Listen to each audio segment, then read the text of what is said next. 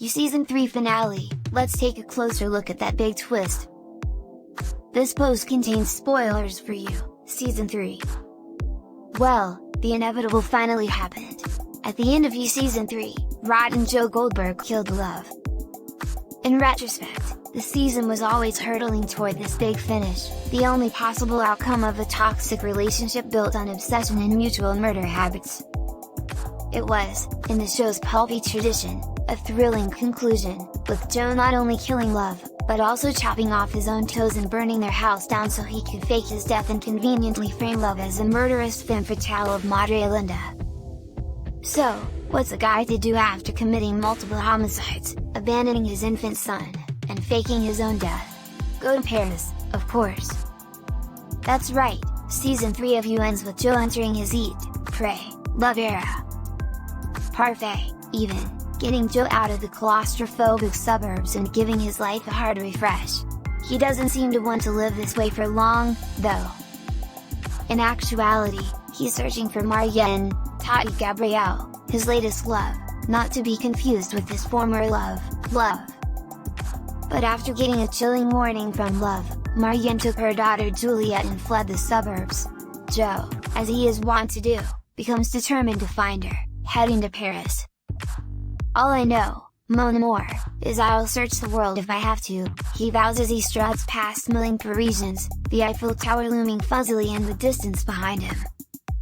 The finale doesn't give away too much about Joe's new life, except to reveal that he goes by Nick now and he's comfy enough in the city to go to a buzzing cafe without a baseball cap on. Apparently his true crime infamy back in the States wasn't big enough to reach the French peepers. But it makes sense that Joe would head to the city of love after losing love, indulging in all his sick romantic whims. Let's just imagine what his life will be like there for a moment, shall we?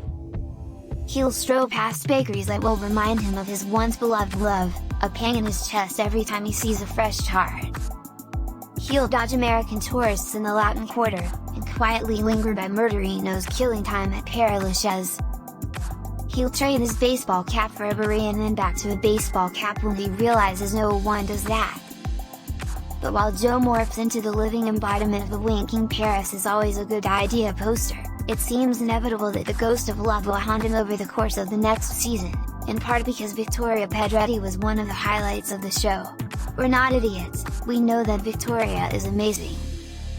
Showrunner Sarah Gamble told Variety, defending the choice and noting that love is only ever destined for a 2-season arc.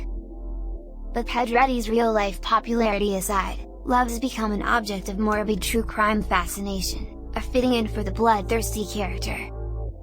Once the nausea passed, people were ravenous for her, Joe narrates, noting that her murderous ways and the quasi-feminist way he framed her made her something of a folk hero.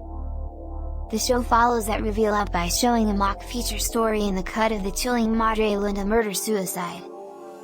Driving past the foundation of the now demolished Quinn Goldberg butcher house in Madre Linda, I'm struck by how normal it all looks. The pitch-perfect lead by journalist Neil Rano begins. Love, in true crime circles, has become posthumously famous.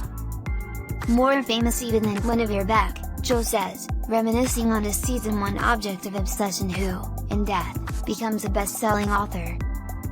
It's a fascinatingly grim tradition the show is developing, having Joe kill women who become iconic in their death for faux righteous reasons.